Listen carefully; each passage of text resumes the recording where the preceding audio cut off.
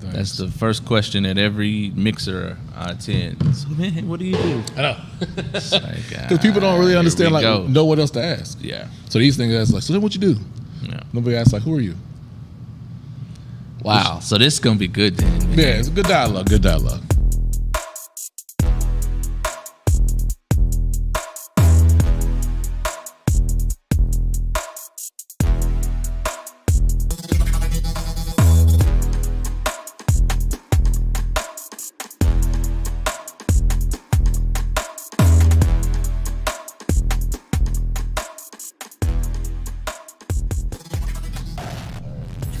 Ready? Yep. All right, y'all. Welcome to another episode of the Bigger Than Food podcast. I am your host, Apollo Woods, and I say this every podcast. We talk to amazing guests, and we dive into more about who they are more than what they do. And what you'll understand in the podcast today is that we'll have a journey of a dialogue with our guest, Dr. Jeff Mims, but today his name is just Jeff. Right. Today. So we're going to dive into talking more about his journey, and it's going to be an interesting conversation today. And so I'm pretty sure you'll enjoy it. So Jeff, welcome to the podcast. Thank you so much for having me. I problem. appreciate it. Glad to be here. No problem. So like I do with every guest, I ask them the hard question. All right. Who is Jeff? Wow. That's such a beautiful question. First, before I answer that, I want to first say that is a prompt that we use in our expressive arts seminars and workshops, right? Okay. And the goal is to really give people the prompt and an opportunity to go within, right? Okay. So who am I? I am an Oklahoma native. I'm from Spencer. Very much a part of my identity. I'm a musician. I am a psychologist. I am a husband. I am a father. So that is really, it speaks to the core of who I am, right? So I want to say maybe I'm a compilation of all of that. So yeah, that's the short answer. Okay. But we can definitely unpack. We go unpack it today. So you mentioned growing up in Spencer. Yeah. And so I'm originally born and raised in Duncan, Oklahoma. Nice. And so every time I meet someone from Spencer, it's something about Spencer folks. 100%. It's something about the spirit, the ambition, the drive. It's just something about folks from Spencer. So I want to go back to you being from. Now, is your family originally from Spencer? No, my mom and dad are from Missouri, Illinois, but I'm born and raised in Oklahoma. From Spencer. I went to Spencer Elementary, went to Rogers Middle School, graduated from Star Spencer High School. So that's my upbringing. We're taking a short break. Here's a word from our podcast sponsor. Get ready for a taste explosion with Barbells and Barbecue Food Truck. Sink your teeth into our tender, juicy beef brisket, succulent smoked turkey, and flavor-packed pulled pork. From birthday parties and weddings to game nights and large corporate events, Barbells and Barbecue is all your catering needs covered. Don't miss out. Book us for your next event at barbellsandbbq.com. Barbells and Barbecue, where the barbecue is banging. Yes, we're back. Enjoy the rest of the podcast. Okay, so that's yours. But let's go back to your parents. So your parents from Illinois ended up in Spencer, Oklahoma. Yep. From the northern part of the country. Yep. To the Midwestern-ish heart of America is what people call Oklahoma. Yeah. So how did that? What was that? Did you get a chance to ask them how'd you go from Illinois to Spencer? Absolutely. As a matter of fact, so this is how it starts. And man, you're asking some good stuff that is really cool and really interesting to unpack. So my dad, it's my mom, my dad, my oldest sister. They were already, kind of living and thriving in Missouri, right? Okay. My dad found work in Oklahoma and decided to just move the family. And then this is where I was born and my younger sister were born. Oh, Missouri, not Illinois. I think I said Illinois. Illinois. Missouri, Illinois, right on the Mississippi River. So my dad is on the other side. My mom's grew up on 15 miles apart. Gotcha. You see what I mean? So Illinois, Missouri. For me, when I say that, I'm talking about the same area. Gotcha. Okay. So they moved here because my dad found some work, and then I was born here, and then raised here, and that's basically it, you know. Yeah. But what's interesting is that, and you know, of course, everybody looks into their family history and all that. Man, I actually had some relatives on my dad's side who are like from Muskogee. Okay. And Tulsa area. So that was really interesting to see, because, you know, I'm from Oklahoma, and then growing up in Spencer, I have a lot of friends. And of course, Oklahoma, especially as for black folks, the towns are connected, right? You know, and families are connected in that way. So it was interesting to see or even learn about, you know, some relatives that are in the Muskogee area going back a little bit. So that's cool. But yeah, I mean, it's what I know, it's what I love, it's what shaped me. Did your dad? Because it found it like there's always these connection points, right? So your dad came for work, but then you find out that you have family in the Muskogee area, right? Did you learn that, or did your parents learn it after the fact, or was the thing where, hey, you knew they had family in Spencer area, and there was a job opportunity to work, live, raise, but you're still in a community with family? No, none of that. None of that. No, okay. None of that. So me finding out that I have family or relatives in Muskogee, that happened probably 8-9 years ago. Wow. You know, so this is after I'm grown, after I'm done with school. I'm already married with kids. Okay. You know, like I've moved away from Spencer. So now it's finding that out after the fact. So it's not anything that I want to say impact. But you know what's interesting too is that Spencer has always felt like home. I mean, it is my home. It's where it's what I know. You know what I mean? So, but as far as like a blood relative and all that, like the people that I grew up with are my brothers. You know what I mean? So, and that's what I want to say separates Spencer from a lot of places, because it does have that feeling of family, and like not only do we feel that, we believe that, we carry it out, and that's kind of how we treat or like to treat each other. So for people who are listening and watching, they might not have a picture of what Spencer is. Yep. So how would you paint Spencer growing up as a child?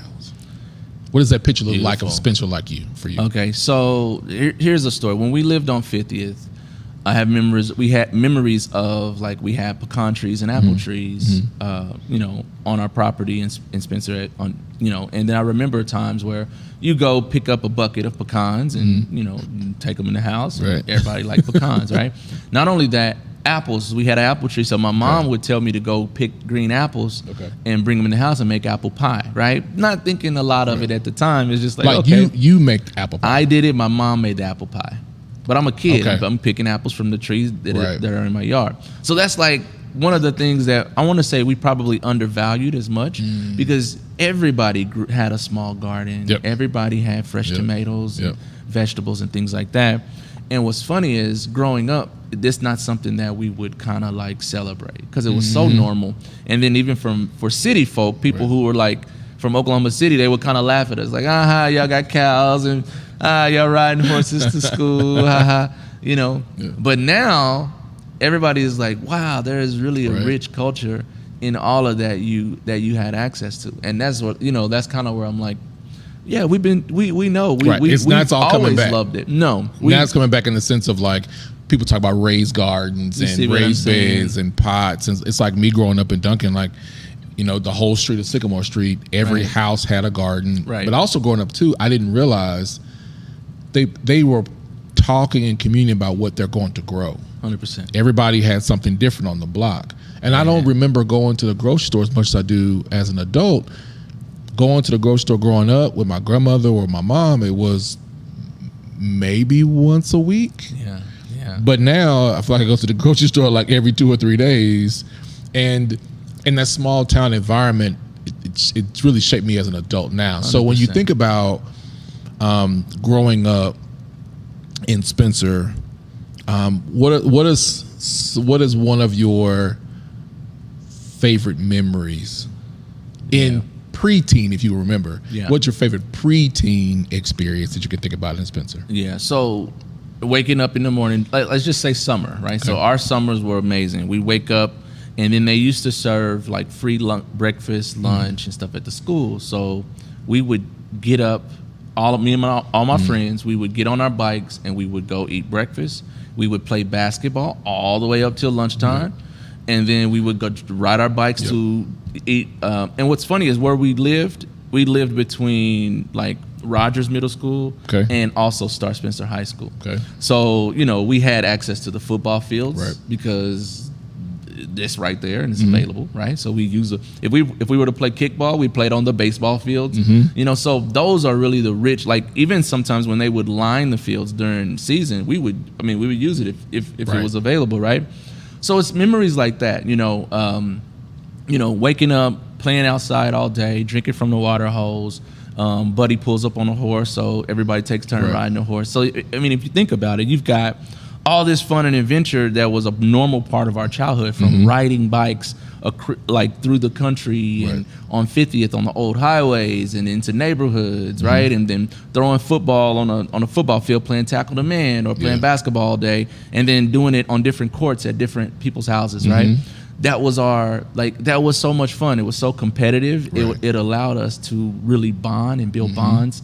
But these are also the kids that we played team sports with during school. So it allowed us that time to really kind of sharpen our skills and get ready for the season before the summer workouts and before preseason even started. So, and like I said, it's bonding. Those relationships are still very much intact today. So it was just beautiful, man. Those are the things that really stand out. Not to mention, like every day was like that, you know, and we're talking every day. Of course the summers, but even throughout the year. It's something about, as you were talking, I was thinking about just even me growing up. Like when you go play team sports in school, you already have an idea, like that's probably your cousin or your friend. Yeah. But the teachers or the coaches don't have that idea that y'all have that connection. Not at all. And so when you make that look and you're like, remember we did, like you are communicating away. But even then, when you're outside of your neighborhood environment and you're with the people that you play sports with or you ride your bikes with, it's like this bond where you feel safe because you're with somebody that you know. It's really beautiful, honestly, and the safety, the bond, the competitive nature, and then even having that. Who can pop it with you the longest? Right. You see what I mean? We already knew who the fastest was. We knew who was going to play quarterback. We knew who had the best hands. So those type of things. You really learn a lot about people. Especially in those competitive. There was one kid that I think of. He really wasn't the most athletic, and so he was kind of younger than us. Yeah. And then something happened in his like sophomore, junior year. He shot up, got about 6'2", 6'3". His shoulders kind of spread out, and he became like a phenomenal athlete, like world class. Mookie, he was a beast.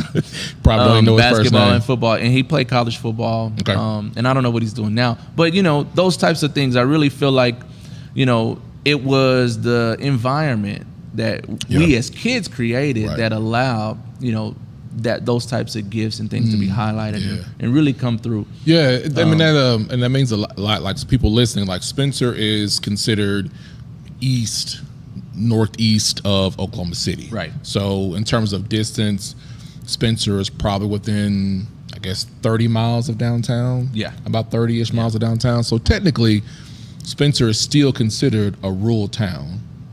Technically, based on miles and population. Yeah. But it's also becoming this next possibility of another thriving community to invest in. Let me stop because I'm going somewhere that I don't want to just yet because we're talking about you. So that's preteen as teenage years. And then as you got into high school, what are some things you did in high school? Because you talked about music and artistry in that sense. So when did music become something that you became passionate about? So I've always been passionate about music. In fact, the very night, I come from a family of musicians. Okay. So that's just, that's another part of who I am, right? And it's not something that I'm able to separate from my identity at all. In fact, the very night that I was born, my dad was in concert and my mom went into labor.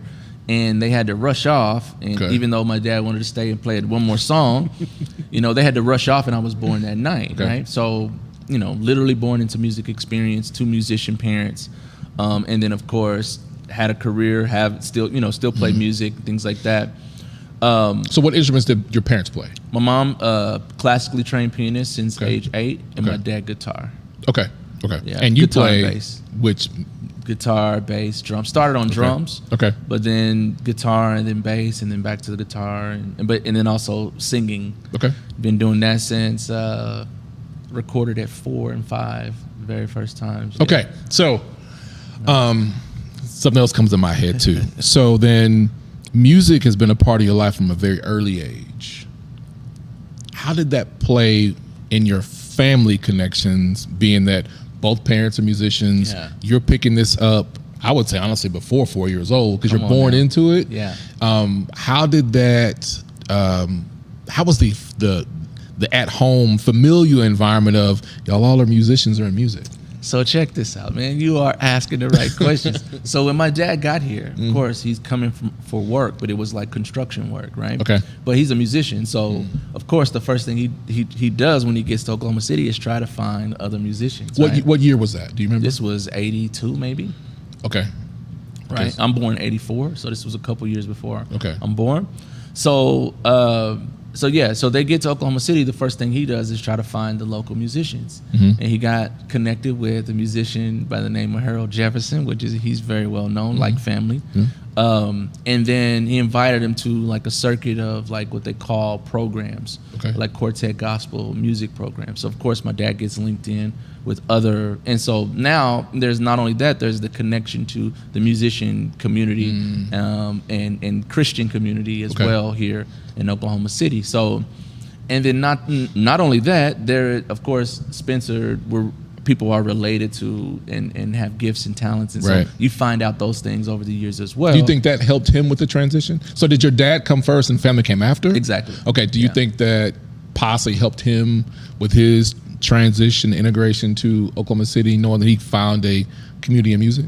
100%. You know, making money at the time, able to get his new family, set up in a place to call home. So absolutely. And then all those things were really just, because I mean, community is so important, right? Yeah. So being able to have that and establish that here and it feel like home, is a great place. My dad thought was a great place to raise the family, and so that's how it all happened. Okay, so then I probably got you off track with that additional question in there. So when you think about the family environment, now you're in a family of musicians. How was that? Was it music playing all the time? Is it 100%? How does paint the picture for me? I can assume what I think I know, but how was that like for you as a child growing up in music at home? So, great question. So what would happen is, so my dad was not only just a musician, he was a band creator and a band leader. Okay. So he was always thinking about, okay, when is the next show?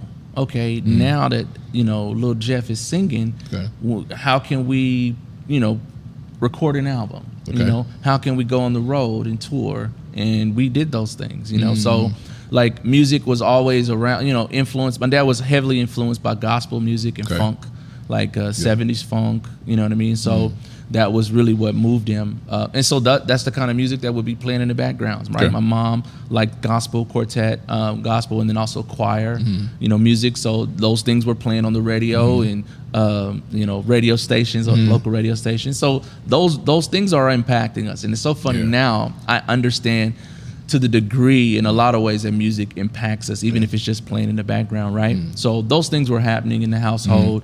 Of course, anytime there was a celebration or, anything, we would sing, if my dad felt like it was time to sing right now, like he had an idea, we would just sing. You sing this part, you sing, no, go up a little bit, But did you feel pressured to be a part of music, or is it really like, no, I really want to do this? So there were times, maybe it's both. It is a little. I won't say there were periods. So when I first came out the womb, I wanted to do it because everybody else was doing it, right? So if the dad's band is practicing, I want to practice too. Yeah. If there's drums, I want to play those drums, right? Right. So all that was happening, and then there was a time where my dad noticed the gift, and he would make us practice. Like, okay, listen, this is getting serious now. If you want to do this, you got to practice. And so now that part of it was the discipline forced. of it. Yeah. Okay. So that part of it was forced. Yeah. And then it just became something where I had experiences, my own experiences with music that shifted my consciousness, right? Like we're like, man, this is the most magical thing. But do you remember that? Like pause in that space. Yeah.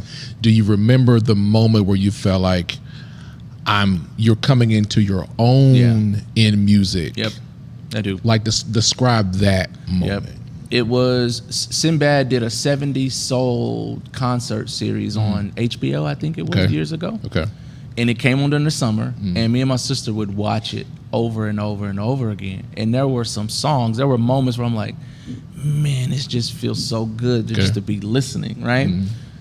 I would say that was probably the first moment of like, man, like I could just be in this moment, in this feeling forever. Like I cannot see myself not wanting to experience that in some way. So of course that inspires you to go get your guitar and start practicing and stuff. So like that would probably be one moment that really stands out. But since then, I've had several moments like that where like, yep, this is it. This is everything. Okay. So yeah, heavily influenced by family. Love it. So then as you're growing up, as you're getting ready to graduate high school, what are you thinking is the next thing Jeff is going to do? Man, wow. So go to OU because that was the plan. So I went to OU. Okay, back up. So then why was going to OU the plan for you? Great question. We had a recruiter come to our school, and it was like college day or something, all these tables or whatever. And this recruiter specifically, he was one that just, would talk to me, answer my questions or whatever. And then he even threw out the idea of setting up a tour, like come tour the campus. Our admissions we have this program where we can, give you a tour and all that. This is what, 2001, 2-ish? This is 2002. Okay. I graduated 2003, so this was before. So it was about around 2002. This is the early 2000 era when championships era and Stoops era, big, okay. And so not only that, there was a teacher, Miss Dina Thomas, who showed us OU from the journalism perspective. So because I was involved at that time, Spencer was a mass communications technology journalism magnet school, right? Really? Yes. And so I was in the photography and communications, like newspaper development. And I got my hand on some cameras and took some pictures and did some layout, graphic design. And we were one of the only Oklahoma City public schools represented in like journalism competitions. And we actually won several awards. Wow. So that was kind of my first foot in or experience of OU in high school, winning journalism awards for photography. So that was the first thing, and then of course the conversation with the recruiter, and then that became like. And that's something that I have not heard about Spencer's history. Oh, probably because when I got here in 2016, the conversation was more around academics of the school and not having certain things and literacy rates. They talk about it in that lens. Yeah, that's why I love asking the question about who you are and talking about the earlier parts because. People rarely get to hear, like, this is where it was. This is what it represented and the pride people have in an environment or a community. And they usually get the information of what it is now. 100%. But it had to come from something. 100%. So when you talk about community and the bond and the connection, I'm like, it makes sense why, like, writers and filmmakers and people in that space, because Spencer was a magnet school for journalism and writing. It makes sense to me now for you to share that. It puts better context for me and why, OU, large university, will come and recruit in this small rural town outside of Oklahoma City. Right? Yeah. So so then you're at OU. So then small town, big college. Yep. How was that transition? Beautiful. It was beautiful. Spencer prepared me in a way that was just, I mean, it was beautiful, because one of the things about OU, and it's just, this is connected. So some of the most talented, gifted people that I know are some of the very people that I grew up with. Okay. Right. So then going to OU, there was a lot of opportunity, right, and a lot of new people, new spaces, and things like that. And I started out as a journalism major, but then switched my major to film in just a random conversation in couch dorms with a student who was a filmmaker, and I knew right in that moment, I'm like, I don't want to do, I want to do film, because it was more creative. It allowed me to do more just create, and this overlap of creativity and academia. It allowed me to really play and explore and learn in that space. So it wasn't scary to you to make that leap from one thing to the next? No, that's not the question. The question really is that you said Spencer prepared you. Yeah. Which is different from, I'm from a small town. I've never really heard, I can't say I've ever heard anybody say in the small towns from Oklahoma that it prepared me for the bigger leap in a bigger town, in a bigger space where there's more. I've never heard it that way. Yeah. So when you say it, why do you believe Spencer prepared you to go to bigger town, big Norman, big OU? All right. So do you remember me talking about the playing as a child out there among our peers? Yeah. So this was our period of peer-reviewed strengths, goals, and weaknesses refining, right? So when I showed up to OU, I knew exactly what I was good at. I was confident in my strengths and my skills. So I kind of knew who I was in a sense, and it was Spencer that provided that, right? Gotcha. A lot of times kids at 18 are trying to figure it out, which I was still that, but I definitely knew what it was that I was good at, what I could do, and where I could start from. And so by that time you had a foundation of who you are. You're not trying to discover this unknown person, 100%. Then get back to it. You knew this is the foundation of who Jeff is. I know that I'm a creative. I know that that's where my skill set is. I know that's where my strengths are.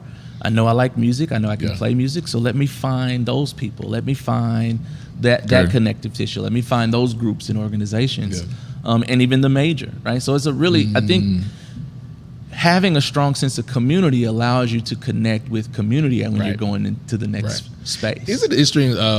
I remember growing up too. You don't have to give me something to do. Right. I go outside, or I can kind of do nothing. 100%. But as you talked about, riding bikes, I mean, my first job, I had to ride my bike to work, to Pizza Hut. Whether it raining or not, it didn't matter. I had to ride my bike. But that exploring, I was in Boy Scouts, so you explored things, and of course you got hurt, and you had scars and whatever else, but you kept going. Of how that curiosity and learning interpersonal skills 100% prepares you for this, what could have been a strange place. But it was different, but it wasn't like an unfamiliar experience. Right. You learn about yourself, right? You learn about yourself in new ways, and new opportunities give you a chance to learn something new, right? So, but and a part of it could too be my personality type. That I like environments that are new, and it's not a scary thing for me to be in a room full of strangers and try to navigate that. Why? Where did that come from? Well, think about it. I told you I started performing at age 4 and 5. Right. So it has to be some overlap there, right? I would imagine. These are strangers. I'm 4 and 5 years old, and I know this because I have a son who also has this same sort of personality, where he thrives on stage, that's his space. You know what I mean? So it may be the performance experience. It may be my knack for, that being something that I feed off of. I don't know, figuring out, maybe that's the thrill of it. I haven't really explored that fully, but I would imagine that's the case. I relate to that. For me, I related to when you have, when it's time. Yeah. Right. So I remember whether it's my dad or other uncles. It's like when you get in front of XYZ, you do it. Like in church, Sunday school, I was always the one. They had to do the high points, no matter what. There you go. No matter what, I was like, I'm not going to do it. You the one got to go. So it started to teach me when it was, no matter if I was nervous, even prepared, when I got in front of an audience or when it was an opportunity, like it's time now, right? So click it on. And of course, there are times where you do something, and I don't even remember what I said. Folks say, "Man, you did a good job," and I was like, "I don't remember what I said." Yep.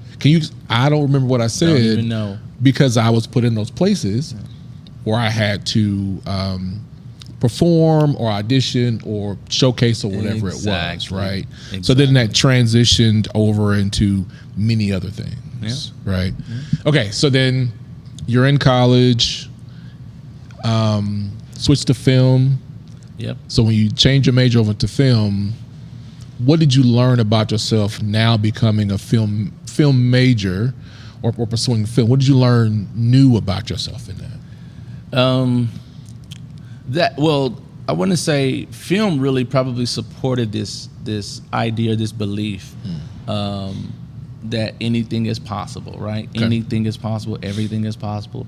So film, in a way, allowed that to be true because you get to create the environments. Not only that, you get to study it from the theoretical and philosophical, like symbolism of storytelling, right? So it gets really deep, and then you get into film history and art history, which becomes a little bit more elaborate. So you're learning more than just frames and frames per second and lighting and apertures and things like that. You're learning a lot. It's really more historical and theoretical than people realize. But you're learning about the world. Like it's almost like each film allows a different research project. So, but what's crazy is now we live in a content creation age where everybody's a filmmaker. So of course I pull from a lot of that earlier film degree, history and all that.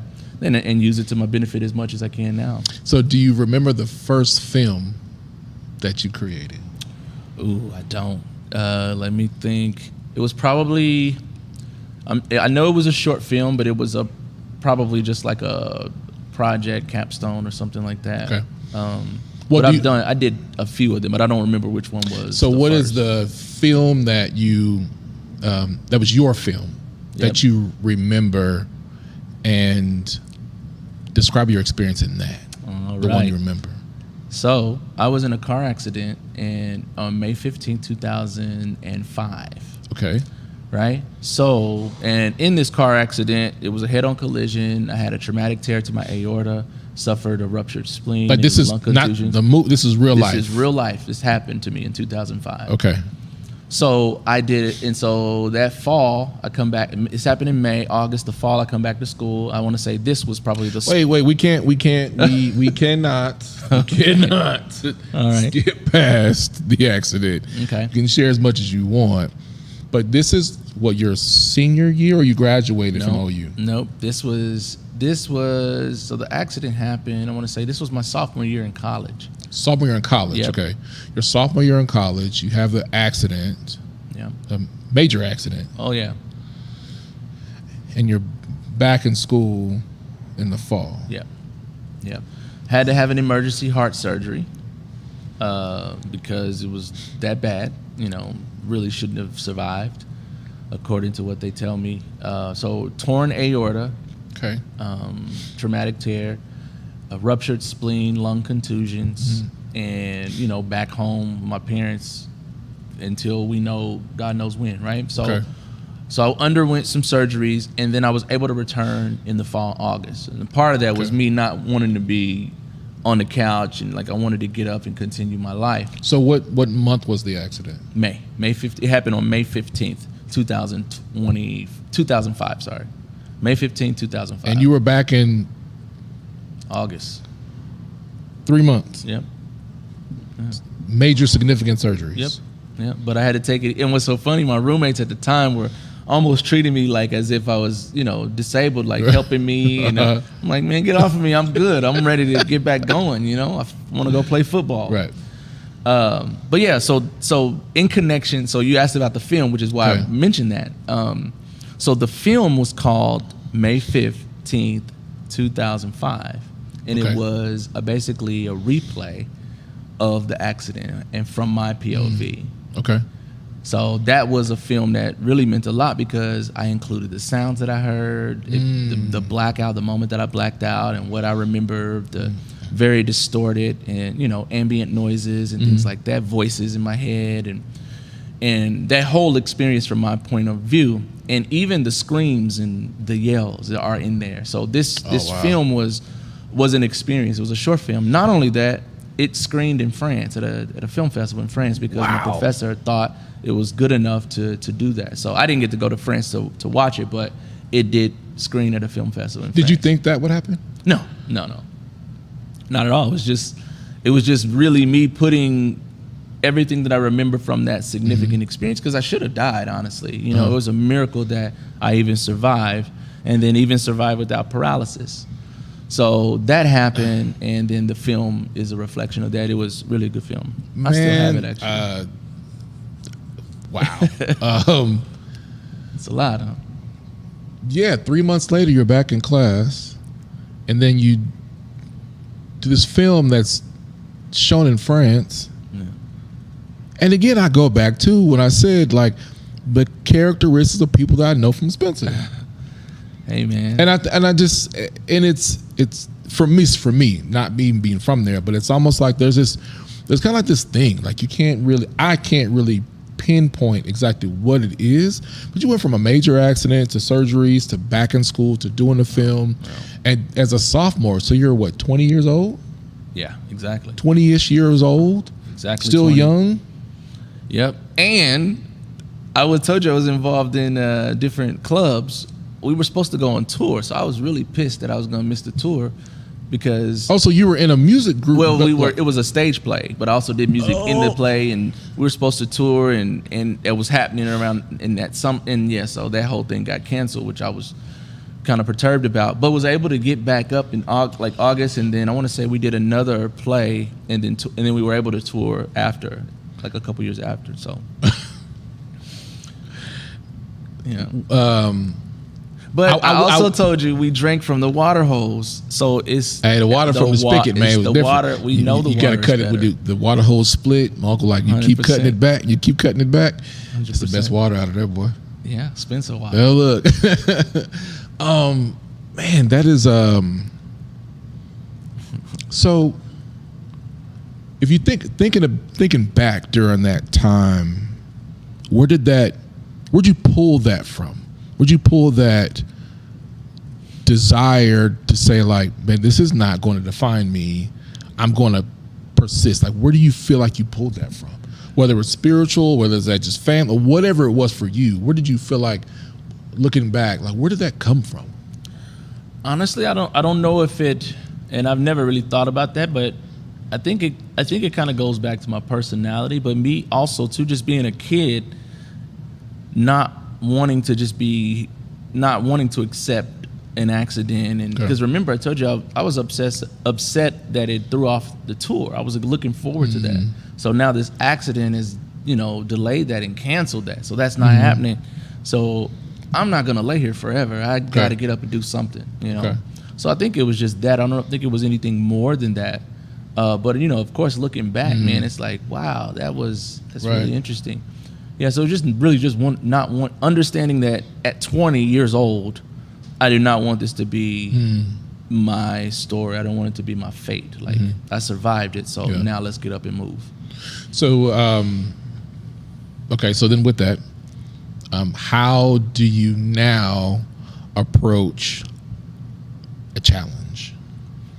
Having those experiences in your life, how do you see an obstacle or a challenge or something in the way of where you wanted to go? How do you perceive it now? Yeah, life experiences allows you to, approach those types of situations with confidence, right? Like trusting that maybe there is a tool in this tool bag that life experiences has given me that I can pull from, and that's been the case in a lot of cases. I mean, we all do that. We all use what we have to navigate life, right? What have you been exposed to?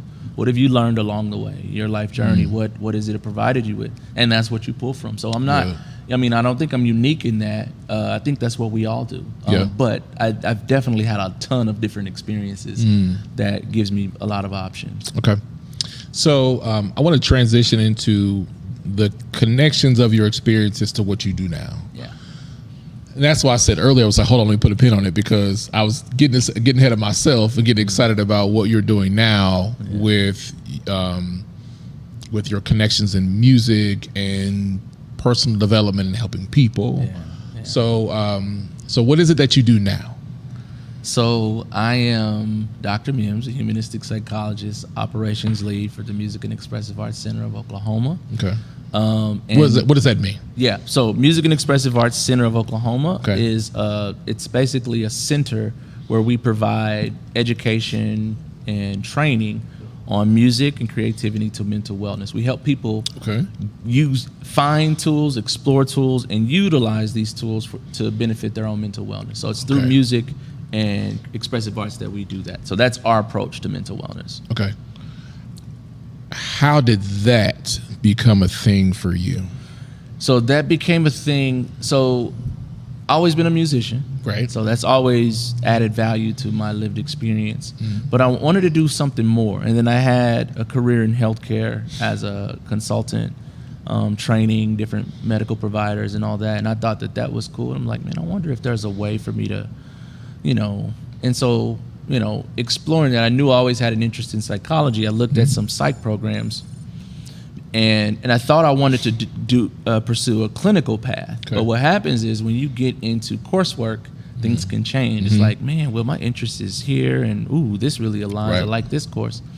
So when I discovered that I would be able to do research, doctoral level research on music experience, from within the perspective of psychology, that really fascinated me. Right, really fascinated me, and I mean that's what's gotten me to this point where I'm able to play in this area of music and mental wellness. Is that something you knew you wanted to do before you started your doctoral program, or you discovered that in the doctoral program? I want to say I kind of knew it going in that I wanted to find that out. Just a little research here and there. I'm like, okay, this is a possibility. But then it was definitely fine-tuned and refined in a lot of ways, because when you're doing a Ph.D., you have to niche down, like on a topic, like you become the expert in this specific area. And so it was really just jewels at that point. Because, I mean, psychology is hard. I mean, and it's very, it can get convoluted. Like, in a lot of ways, it's really broad. Like, there are probably maybe 200 different specialties within psychology. Wow. Different paths that you can pursue. And so, doing music helped nourish me, because if I've got to pump out a 20-page paper on consciousness. Let's get that music in the background. Let's try to figure out if there's a connection, right? And so, it helped nourish me in a way, but that was really, really meaningful and supports the work that I do now. The reason I find it fascinating is music has been a part of your life, right?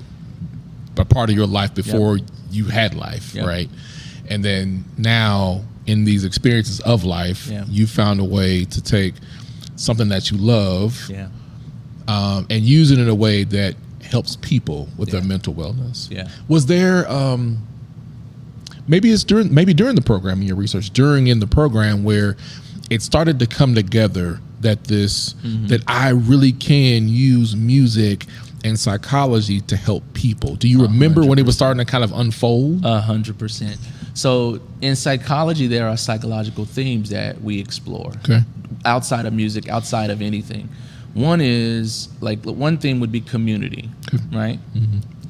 Community is important for fostering healing psychologically, right? So community, what does that look like in the music space? Well, we're talking about a concert. Well, what feelings does it foster? Is there any overlap? And so it's always really trying to find the overlap between the two communities, and there is a ton. You know what I mean? The fact that music elicits emotion. That's beneficial psychologically, because if we're having a talk therapy session, and you are feeling stuck, maybe music is something that will unlock you because the musician or the song is articulating something that you're feeling, and it's like I couldn't really put it into words, but it's that. So that also helps. Okay. You know, we can use that information, you know, in a psychological or in a mental wellness space. So sound and vibrations remind you of things. Yep. So imagine reading coursework and hearing about phenomenology or lived experience or you know, community and those different things, and I'm hearing music though. I'm seeing music the whole time, right? So I'm like, oh wow, yep, that's musicians experience that. Especially when we talked about lived experience and heightened moments. Okay. Like consciousness, your level of awareness. Time consciousness is a real big thing where you lose track of time because the experience is providing you where you're just wrapped up like, oh man, I didn't even notice. Right. You know, we're just having a ball. Like happiness is also a psychological theme, and music it aligns in a lot of ways with all of those things that I just mentioned. So when you're in a constant state of learning, so it's always learning something, even when your formalized studies are over. Now, in this phase, do you remember the moment you're like, you know what, because this is probably in what you're doing very new, and you're having to probably explain to other people what it is because it's not new, but it's just new in the environment that we're in. 100%. And do you remember the moment you're like, you know what, like what I did made an impact on this person that was seeking wellness? Do you remember that feeling for you when you encountered that person or persons? Yeah, so that happened for me when I did my album. I did an EP in 2009, journal entry EP, and I had a song called "Where Do We Go From Here?" And I remember a friend of mine calling me and saying like, "Yo, this song did it for me. You know, I was experiencing this, or I could really connect." And so for me, that was a moment where like, wow, like. I didn't even think that song would be the song. And this is before you're going into your doctoral program. Oh yeah. Okay. So but in response to your question, that would be a moment that sticks out. I'm like, okay, there is really something to this. Like it's beyond what, you know, I'm expressing. It's connecting with others. But the reason that, and you're asking a great question, you're asking a phenomenological question because you're asking me about a distinct moment in time, right? And in that, when we ask that from the same question from a research position, we're looking at, okay, you had this awesome experience, but what does it mean psychologically? And so we're unpacking psychological meanings, which is also something that I had to do in looking back.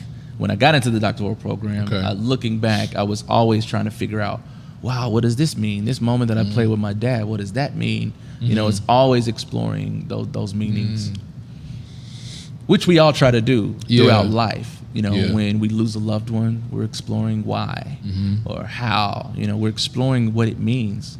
You know. Yeah, it's just interesting. Like when you just as you get to a certain point in your own maturity in your own life,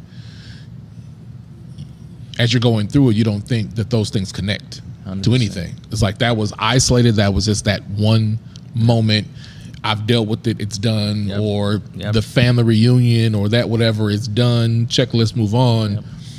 But then when you grow along, you're like, oh, wait a minute. Like, these experiences are interweaved and connected and are influencing who I am becoming. So...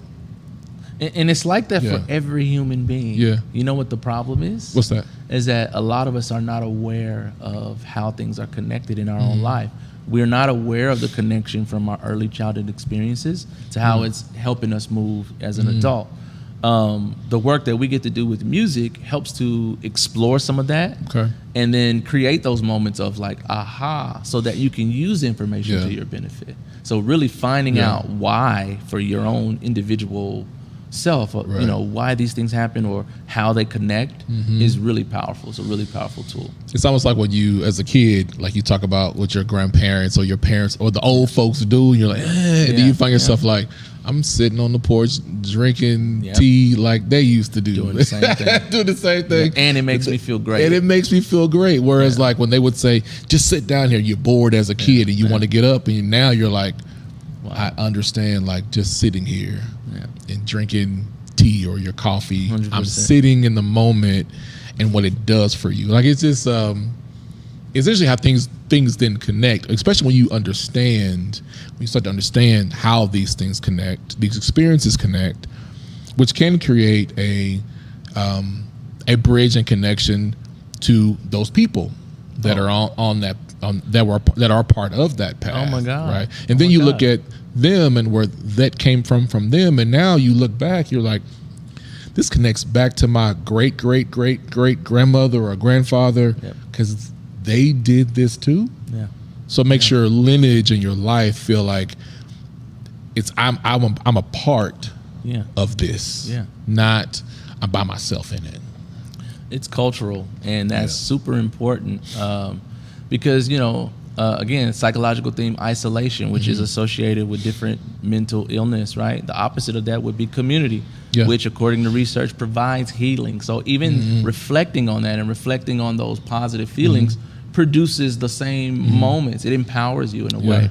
So everything is impacting our mental health. But again, it's being aware of that and reflecting in a positive way is such a good thing to do. How has that influenced how you, and as a musician, how are these experiences impacted whether you're writing or playing or desire to be in whatever environment? How does that evolve the musical part of Jeff? Right. So you mentioned not being aware of things when they're happening. So all this information and all this living that I've done to this point, it helps me to, when the moments happen, it helps me to be more in the moment, right? Because I want to soak it all in as much as possible as I'm able to, because I know that that's where the juice is, and then we can reflect on it later, but I try to really be in the moment more. I think it's helped me to do that. Okay. Another album? Of course, at some point. Yeah. I mean, I've got a bunch of music and unfinished stuff that I'm gonna get to at some point. Okay. So yeah, in some way or some form, I will definitely be putting out some music. Okay. How do you believe this has made you a better person? Wow. I think it's made me a better person because, studying creativity and humans and human behavior, it's allowed me to be more compassionate. Okay. Because I really believe that we're all on our journey and we're all doing the best we can with what we have, information we have. Yep. And, I honestly believe that. So it's made me more compassionate. It's made me more empathic. It's made me a better listener. Okay. Especially like for music, other types of music that I would normally listen to. I'm a little bit more considerate. Okay. You know what I'm saying? Despite skill level and things like that. I want to, and then it's allowed me to give something tangible to my kids. You know what I mean? Sure. To share all this with them and help them to, be in the best position. So have your kids started to take interest in music? All of them. Every single one of them. Good. And it's natural. I don't really try to force it. I just kind of allow it to happen so that they don't lose that love and passion. I don't want to get too serious just yet. Right. Like, all right, it's practice time, because I want them to just love it for the sake of loving it. And they all do. So you and your dad had y'all's bond and connection with music, right? So now you being a father and having kids, did you ever imagine that this would be the opportunity for you? Did you see yourself doing, repeating this, right? Like now having man, my kids picked it up too. Yeah, I think so. Because my dad was slick. He would say stuff like, and then when you have your sons, you're going to do the same thing with them. So just telling me that, that's the way it's going to go. They're going to play and then we're going to play. And then not only that, my grandfather. So my dad was, passionate about music and family. So my grandfather, his father was a singer, or is a singer still.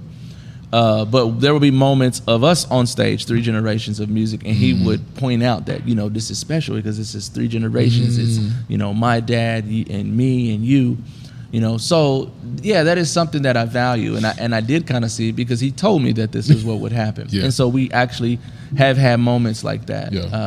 A really big moment where it was my dad, me, and my son on stage during Oklahoma City Arts Festival. Oh, okay. So did you see?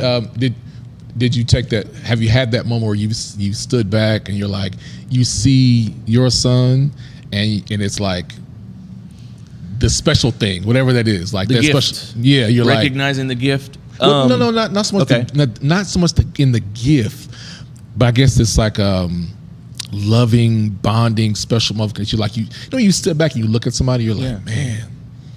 Not so much about what they're doing, but it's like, man, part of like me is in that person, and they're doing this thing. Oh yeah. So as dad, how did that make you feel? Man, I think that's the goal of all parents. I don't know that that's true, but to be able to look at your offspring and see them in their element, and then that that's a reflection of you in some way. It's like, looking in a mirror and seeing all the best things about yourself. You know what I'm saying? I think that makes us really proud.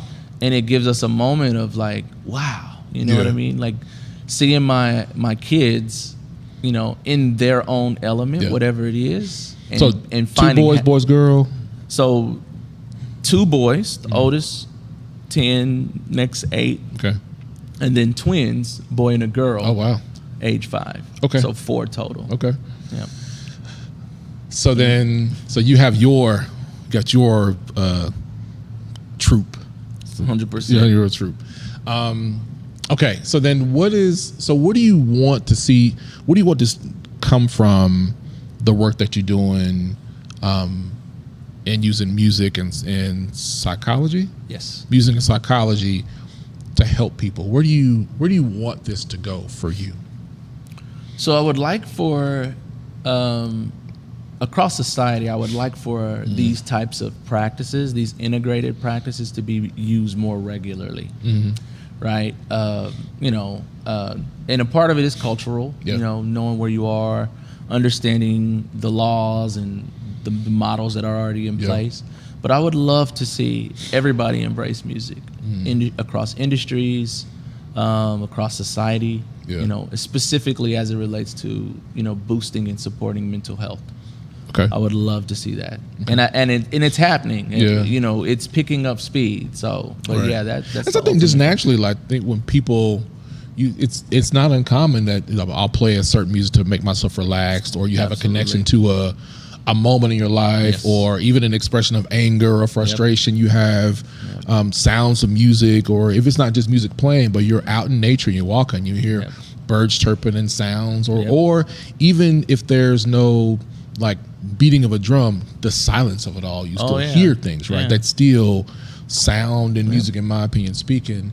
I love that, man. I got a couple closing questions that I like to ask people as we close it out. So you talk about your relationship with your parents and influence in music. So why would your mother be proud of you?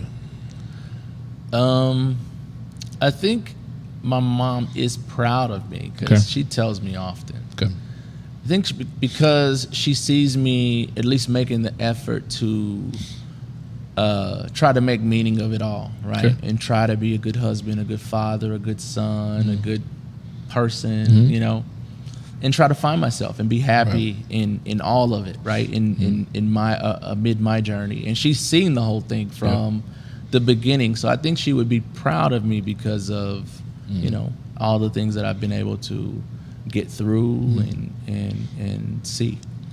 Why would your dad be proud of you? He would say because you're my son, right? His namesake, right? Okay. I'm a junior. I think he would be proud because I'm continuing the family tradition of music, which was very important to him, and I'm helping people, which is also very important to him. Yeah. And in a similar way, he was doing what I'm doing now in a very informal way. Okay. Right. So I think he would be proud that I'm continuing the tradition and living my calling. Okay, got 2 more. Okay. Why would your wife be proud of you? I think my wife would be proud of me because she sees how hard I work to, try to find that balance. I think she'll be proud of me because of my commitment to everything that we've seen and the life that we've been able to create. And I think that she would be proud of me because she sees that we're able to have fun, right? And enjoy some of the beautiful blessings that have been afforded to us, since we said I do. Gotcha. So here's the hard one though. Okay. Why are you proud of yourself? Proud of myself because, I'm in a space now where I'm moving with intention. Okay.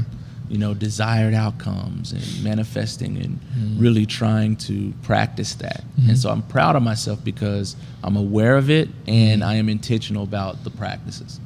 I love it. I learned a lot today, man. Hey, man, this was different than anyone I've ever done, man. I absolutely loved it. Yeah. I mean, I just, especially when I talk to, when the guys come on the podcast, we don't often get the opportunity to talk about us as the person. Like our personal experiences more than just like, well, tell me what you do, Dr. Mims, and tell me about your, okay, that's, because it's robotic when you answer those questions. Whereas when I'm wanting people to understand, when they're listening, I'm hoping that when people listen and watch, they find that connection to me, and I connected to that story. 100%. Or there's something that I learned from listening to Jeff talk that I connected to, that just doesn't become an episode for that moment and that's it, right? But also, just as much as the person I'm talking to. Because I get a chance to ask them questions that maybe no one's asked. Sometimes they hadn't thought of. And they too get a chance to go walk away from the podcast and give a moment of, you know what, let me think about that more. Because especially as men, looking at how far you've grown in something, it's different. Sometimes it's hard to explain to women of how we handle and respond to things. And then having the moment where you get to talk about you as the person is important to me. And articulating that. And so, yes, that's why with the podcast we talk about more about who you are as a person, more than what you do, because they come together in more 100%. Ways than just one moment. There's so many things that come to the person you are in the moment, because the person that you are right now is going to be different next year. Right? We are growing and changing as life happens, right? So thank you for creating the space, because honestly, there aren't a lot of spaces that prioritize that. You know, if it comes up, it comes up, right. But creating the space, I think, is really, really great. And I see that more men are doing that now. And June is Black Male Mental Health Month. Yes, it is. People don't even know it, right? It's not something that gets shared a lot. So very true. Very true. This is great. So, Dr. Mims, if someone wanted to support you or follow you and support you, how can they do that? So LinkedIn, super active on LinkedIn. We have a huge visibility on LinkedIn. So that would be the best way to see what we're doing. And also engage us and support us. You can definitely do it there. Okay. Yeah. So how do they find you on LinkedIn? You can type in Music and Expressive Arts Center of Oklahoma, or you can type in Dr. Jeff Mims. Awesome. Well, thank y'all for listening to this episode of the Bigger Than Food podcast with my guest, Dr. Jeff Mims from Spencer, Oklahoma. If you've listened to this podcast, please make sure that you subscribe to our YouTube channel and find us on all the major platforms to listen to this audio as you go. We definitely thank you for your support. And like we always say, our mission is bigger than food, and be intentional with how you support a Black-owned business today. Thank you for joining the Bigger Than Food podcast.